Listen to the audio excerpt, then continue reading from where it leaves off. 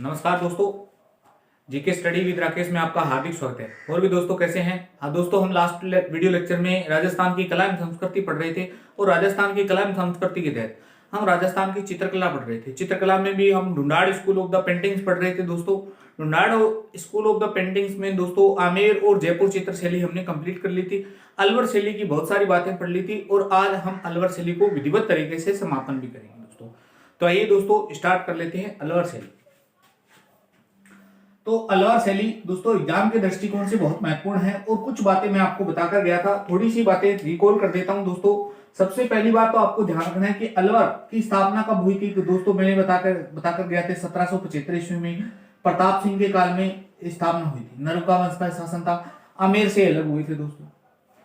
इस प्रताप सिंह का ही अलवर शैली का प्रारंभ काल माना जाता है। इस शैली को मौलिक रूप किसने दिया था? तो मौलिक रूप बख्तावर सिंह और विनय सिंह, इनका स्वर्णकाल आ जाता है दोस्तों।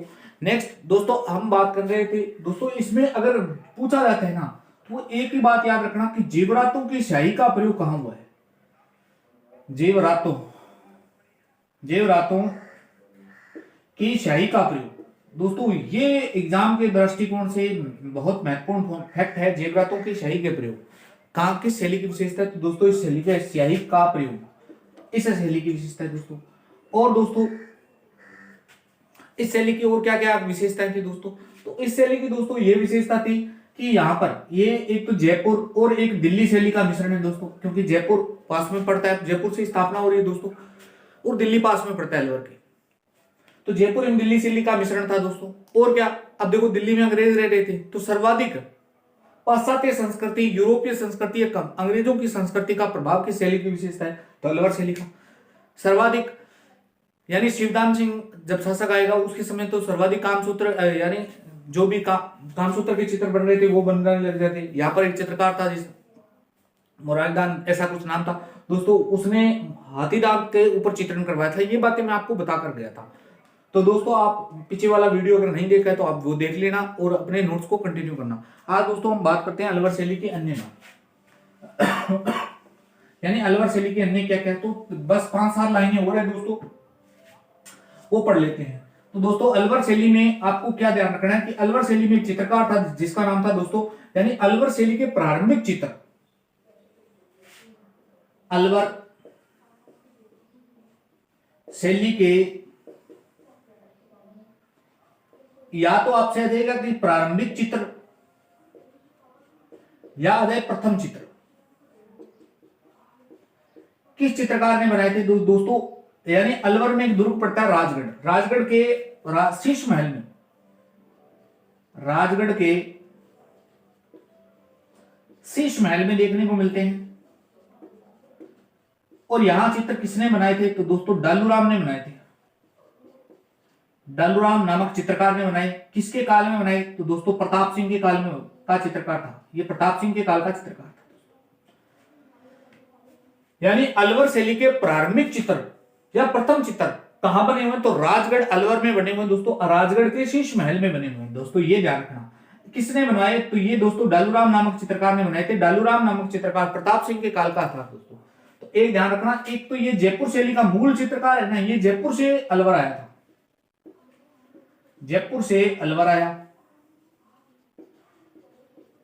और सर्वाधिक चित्र है ना दोस्तों इसी ने बनाए थे, यानी अलवर शैली में सर्वाधिक हिंदू चित्र इसी ने बनाए। अलवर शैली में सर्वाधिक हिंदू चित्र इसी ने बनाए दोस्तों।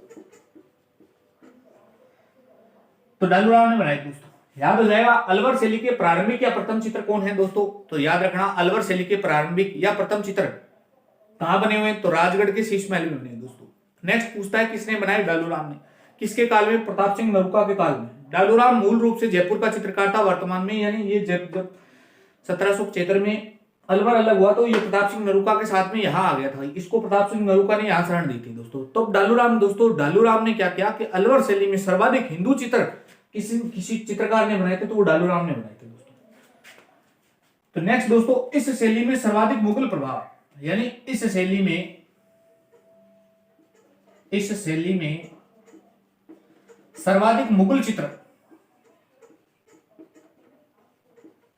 सर्वाधिक मुगल चित्र बलदेव नामक चित्रकार ने बनाए। मुगल चित्र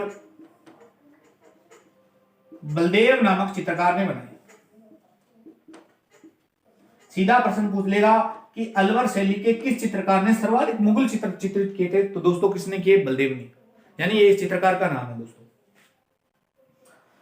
तो दो बातें हैं दोस्तों याद हो जानी चाहिए। अलवर शैली के प्रारंभिक चित्र, रिपीट मारता हूं दोस्तों, अलवर शैली के प्रारंभिक चित्र तो राजगढ़ के शीश महल में किसके काल में किसने बनाए? डालूराम ने। किसके काल में? प्रताप सिंह नरूका। यह मूल रूप से जयपुर का चित्रकार था दोस्तों, और इसने सर्वाधिक हिंदू चित्र अलवर शैली में इसी ने बनाए थे दोस्तों। मुगल प्रभाव यानी मुगल शैली के चित्र सर्वाधिक किसने बनाए? तो बलदेव सिंह ने बनाए थे दोस्तों। दो बातें वो ये ध्यान रखना दोस्तों। अब है दोस्तों एक चित्र है जिसका अलग से मैं बताता हूं आपको, गुलिस्ता की पांडुलिपि, यानी एक किताब है जिसका नाम है गुलिस्ता की पांडुलिपि। गुलिस्ता की पांडुलिपि। पहली बात तो दोस्तों इस किताब का लेखक कौन है, यानी who is the writer of Gulistan की पांडुलिपि, लेखक कौन है दोस्तों? पहली बात तो आपको यह ध्यान होना चाहिए, यानी इसका लेखक है दोस्तों शेख सादी। शेख सादी। इस किताब का यहां किसने चित्रण किया दोस्तों? यानी अलवर शैली में गुलिस्ता की पांडुलिपि नामक किताब का जो शेख सादी के द्वारा लिखी हुई है उसका चित्रण किसने किया था? तो दोस्तों ध्यान रखना, गुलाम अली व बलदेव ने किया था। गुलाम अली व बलदेव ने, यानी गुलिस्ता की पांडुलिपि का चित्रण किसने किया? गुलाम अली व बलदेव ने। ये गुलाम अली है ना दोस्तों, ये दिल्ली का चित्रकार था, दिल्ली से बुलाया था इसको, और इसमें जेवरातों की शाही का प्रयोग हुआ दोस्तों। जेवरातों की शाही का प्रयोग, जेवरातों की शाही का प्रयोग, की स्याही का प्रयोग, यानी इस शैली में जेवरातों की शाही का प्रयोग हुआ है दोस्तों। सॉरी, शैली में तो पूरी में हो ही रहा है दोस्तों। किस चित्र में पूछे तो गुलिस्ता की पांडुलिपि में दोस्तों जेवरातों की शाही का। तो तीन बातें याद रखना दोस्तों। एक तो भारतीय इतिहास के दृष्टिकोण से गुलिस्ता की पांडुलिपि नामक किताब का लेखक कौन है? तो शेख सादी है दोस्तों। इसका चित्रण किसने किया? गुलाम अली व बलदेव ने। दोस्तों ये तो याद रखो, रख लेना, ये दिल्ली का मूल रूप से दिल्ली का चित्रकार था। जेवरातों की शाही का प्रयोग हुआ दोस्तों इस चित्र में। नेक्स्ट है 80 खंभों की छतरी। नेक्स्ट चित्र है दोस्तों 80 खंभों की छतरी। या तो पूछे 80 खंभों की या पूछे 84 खंभों की दोस्तों। एक ही बात, सॉरी 80 खंभों की, 84 खंभों, 80 और 84 वाला दोस्तों आपको देखने को मिलेगा जोधपुर में महामंदिर में। 80 खंभों की छतरी है दोस्तों, 80 खंभों की छतरी। अब दोस्तों इस 80 खंभों की छतरी से आपको क्या याद रखना है? पहली बात तो ये 80 खंभों की छतरी किसने बनाई, यानी इसका निर्माण किसने किया? तो इसका निर्माण किया था दोस्तों विनय सिंह ने। निर्माण विनय सिंह नामक अलवर का शासक आया था, उसने किया था दोस्तों। इस पर रामायण व महाभारत के चित्र है। रामायण व महाभारत के चित्र,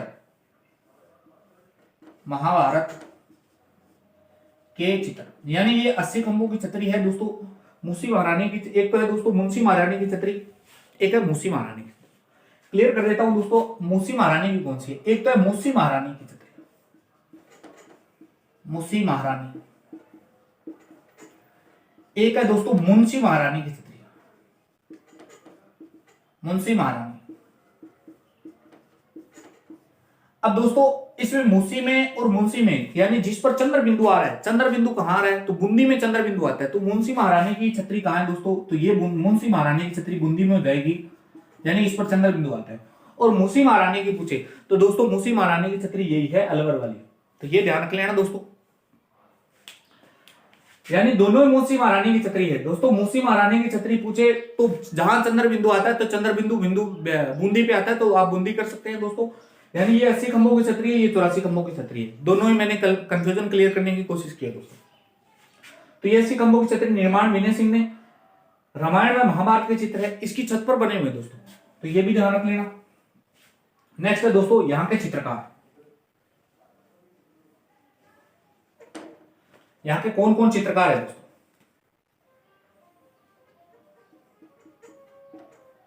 तो चित्रकारों में नाम ध्यान रखेंगे दोस्तों। पहला नाम तो चित्रकार है डालूराम, मूलचंद, बलदेव, डालूराम, मूलचंद, बलदेव, एक दोस्तों अब गुलाम अली, लिखा हुआ है गुलाम अली, गुलाम अली दोस्तों, छोटेलाल, बक्साराम, मंगला, जमुना दास। तो ये 4 याद रख लेना दोस्तों आप तो। अलवर शैली की विशेषताओं में दोस्तों ये ध्यान रखना, चलो मैं लिख ही देता हूं। एक तो है मूसी महारानी की छतरी, मूसी महारानी। देखो दोस्तों, मूसी महारानी की छतरी पहली बात तो 80 खंभों की है, और ये पड़ती कहां पे है दोस्तों, ये ध्यान रखना, अलवर में पड़ती है। एक है दोस्तों मुंशी महारानी, मुंशी महारानी, मुंशी महारानी की छतरी दोस्तों ये ध्यान रखना, एक तो ये 84 खंभों की है, एक ये ध्यान रखना दोस्तों ये पड़ती कहां है, तो बूंदी में पड़ती है, यानी इस पर चंद्र बिंदु आ रहा है। अब तो कंफ्यूजन क्लियर है दोस्तों।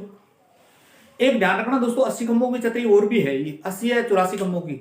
अब मूलतः तो वो 80 खंभों की, अगर 12 वाले खंभे काउंट किया जाए तो 84 भी हो जाती है दोस्तों। तो वो जोधपुर का नाथ संप्रदाय की प्रधान पीठ है राजस्थान में, जोधपुर का महामंदिर है दोस्तों, जिसका मान सिंह राठौड़ ने निर्माण करवाया था। तो वो 80 व 84 खंभों की छतरी वहां भी है, देखने को मिलती है। तो ये अलवर शैली है दोस्तों। गुलिस्ता की पांडुलिपि का, यानी पहली बात हमने देखी कि सर्वप्रथम चित्र कहां बने हुए हैं, तो राजगढ़ में शीश महल में किसने बनाया, डालूराम ने। किसके काल में, प्रताप सिंह ने। सर्वाधिक हिंदू चित्र भी उसने चित्रित किए। नेक्स्ट आया दोस्तों बलदेव ने क्या किया, तो सर्वाधिक मुगल चित्र उसने बनाए। नेक्स्ट है दोस्तों गुलिस्ता की पांडुलिपि, यानी कि किताब है, इसका लेखक कौन है, शेख सादी है दोस्तों। मूल रूप से इसका चित्रण किसने किया, गुलाम अली व बलदेव नामक चित्रकार ने किया दोस्तों। इसमें जेवरातों की शाही का प्रयोग हुआ दोस्तों। नेक्स्ट है दोस्तों 80 खंभों की छतरी, निर्माण विनय सिंह ने। इसके ऊपर रामायण में महाभारत के चित्र बने हुए इसकी छत पर दोस्तों। नेक्स्ट है दोस्तों चित्रकार डालूराम, मूलचंद, बलदेव के अलावा गुलाम अली के बाद में दोस्तों बक्साराम है, बक्साराम के बाद में छोटेलाल है, मंगला है, जमुना दास है। तो ये अन्य चित्रकार है दोस्तों। तो ये लो दोस्तों, हमारी अलवर शैली पूर्णतः कंप्लीट हो जाती है दोस्तों। तो आपको यह वीडियो कैसा लगा, लाइक शेयर कमेंट करके जरूर बताना दोस्तों। मिलते हैं नेक्स्ट वीडियो में। जय हिंद, जय भारत।